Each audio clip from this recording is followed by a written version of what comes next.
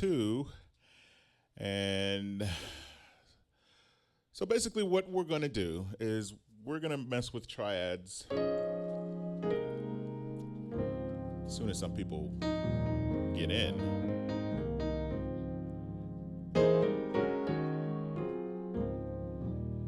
See, probably nobody wants to come in because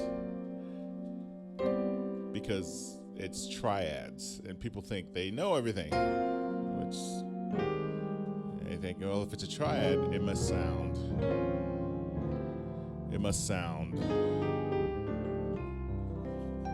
But when in reality,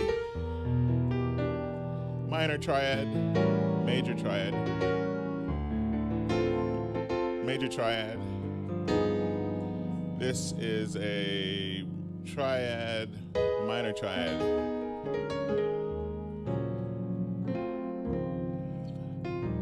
Lamont Long asks, how long did it take you to play in every key? I don't know. I don't know when I started playing in every key. And the keyboards that I learned on didn't have transpose, so I guess when I had to play in that key, I learned the song.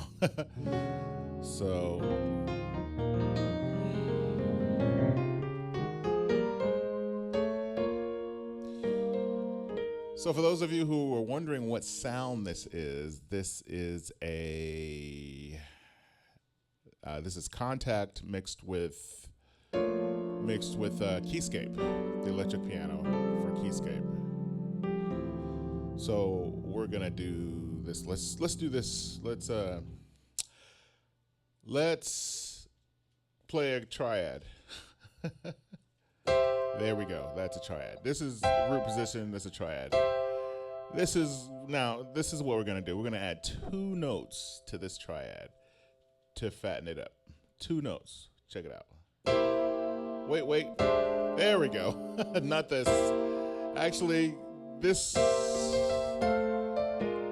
That's what I'm thinking of. So 2 notes to the triad, 2 notes. We're gonna add A flat and D. So at first we had a triad, and triads are bad, right? Triads are vanilla, they sound plain, they don't belong in gospel. Yes, they do. In fact, triads belong in everything. Whether it be major, minor, or diminished, they belong in everything. How could I do this without triads? So with that out of the way, taking this C chord, adding A flat and D to it. Now, you might ask, what chord is that? This is actually going to be B flat, secondary dominant B flat. It can actually either be B flat or it could be E. E sounds pretty tight, don't it? So check it out. Now we're gonna apply a theory to this plain old triad that we learned, 4 months and 3 days ago or whatever, and we're gonna take that and make a movement out of it, because it doesn't matter how nice your chord is. Like I learned this chord not long ago. It doesn't matter how nice the chord is if it's not in a movement. You can't go and open a book and get chords out of a book, because the book doesn't tell you what chords go together. So if you want, this sounds great, but this sounds better with this. So you have to find out what movements sound good, but please know that you're taking a triad, the triad that you played, and you're adding 2 notes. This is the dissonance that's going to fatten up your triad. And just know that this is either going to be a B flat 7, and know the rule. This is an advanced rule, an intermediate to advanced rule. Know that any dominant 7 chord can be substituted by another dominant 7 chord a tritone away. So what this is for B flat is also for E. And it kind of gives you that ready tension with all that dissonance in there. So let's put that in a movement. So this is going to be let's do E, because E sounds better.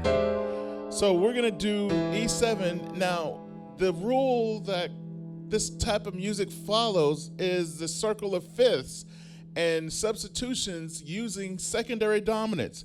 So this E7 is going to be used to approach A minor.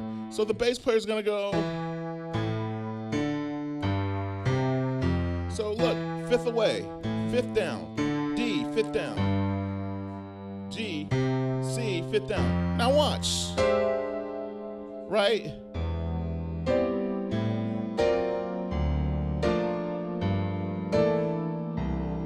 This is not rocket science, folks. It sounds complicated because it's a lot of notes, and this is where your muscle memory is going to have to come in. But if you learn these movements and then you learn them, oh, what did I do there? Okay. Okay, here we go. My fault. I got confused as to what key I was in.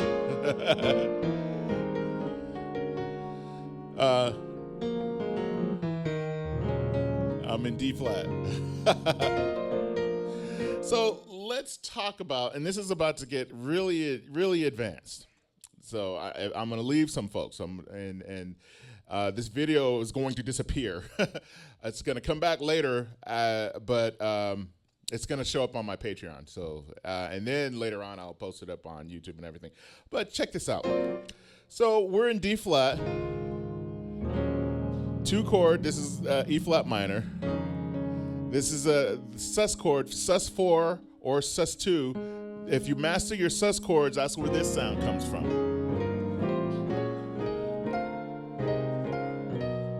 My fault. That's where that sound comes from. If you can't think of anything else to do, I'll teach more on that on another video. But triads and sus chords, let me see. Sus chords, fatten up your playing. So let me get back to it. This movement, we're in D flat again. Right, and then we're gonna go here and wind up here. What's the fifth away? We can either do, this is either going to be F7, or what's the other note we can substitute it with? A note that's a tritone away. So this can either be F7 or it can be B7. And you can see both notes work out. So if I did B, now check this out. Or, right. Same circle.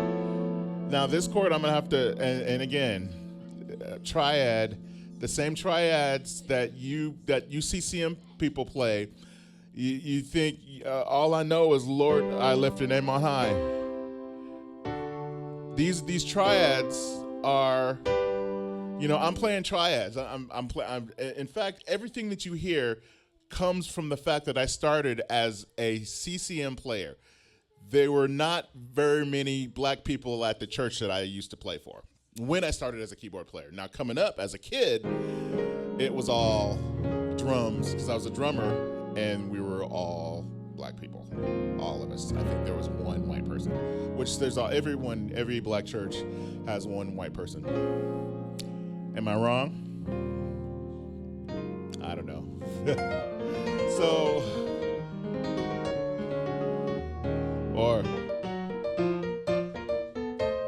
I'm sorry, Latinos. I love Latino. That's where you get the playing. But anyway, I digress. So, and again, so what you want to do, let me talk about that movement. Let's go back to C and that chord that we made. And then basically what I did was I played A7 or E7. E7, okay. What's the sharp 9? The sharp 9 is going to be the G. The sharp 5 is going to be the C. And you have an E. So you're taking the E, you're playing the root, So you're playing the root is just on the right hand, but on the bottom there's no root. If you wanted to truly make it rootless, you could do that, and then there would be your rootless A7. Now we're gonna use E7. I said E7, not A. I meant E7. So we're gonna go to A, rootless A minor, and I'm playing C major 7 on both hands. I'm grace noting this, and I'm just using 2 notes. Or you could just play C major 7. Now this is the hard part. We're gonna play another triad, B flat triad, but we're gonna do a tritone. And all a tritone is gonna be a flat 5. You could think of a tritone as a flat 5 chord without the third. So look, C flat 5, C without the third. So A flat, flat 5 without the third. And that's where that comes from. So I'm gonna play this movement.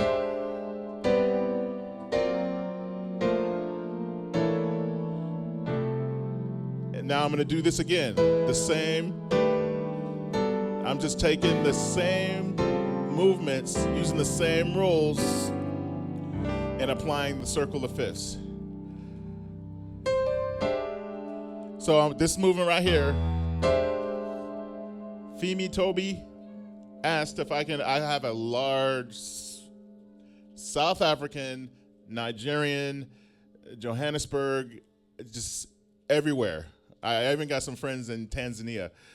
Huge following. In fact, one of the guys I'm mentoring, Emmanuel Nohu, huge player. Love it. I mean, in fact, he sent me a MIDI file, and I'm like, so that's like crazy amount of heart and skill. So let's do this again. And then A minor, D7, sharp 5, G minor, rootless G minor. Now I'm gonna take this B flat major, because it's an inner side of a G minor 7 is a B flat major. So I'm gonna take this and take that F and drop it down. Now look at the hidden tritone in there. So let's do this again.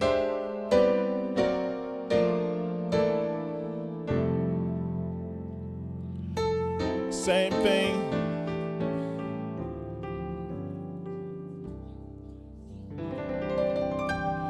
So let me see, do we have any questions? No, we don't have very many people watching live, so I may have been going too fast, but these are triads, and these, you know, sorry if I got too political or talked about race, but you know, that people think that this stuff,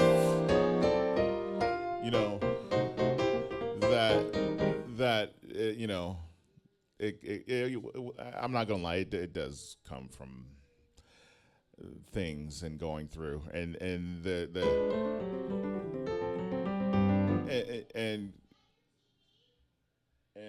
you know, it just does. So, but it's it all belongs to God. All music belongs to God. So,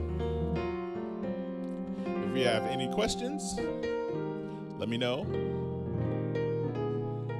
and we will continue on later. Thank you very much.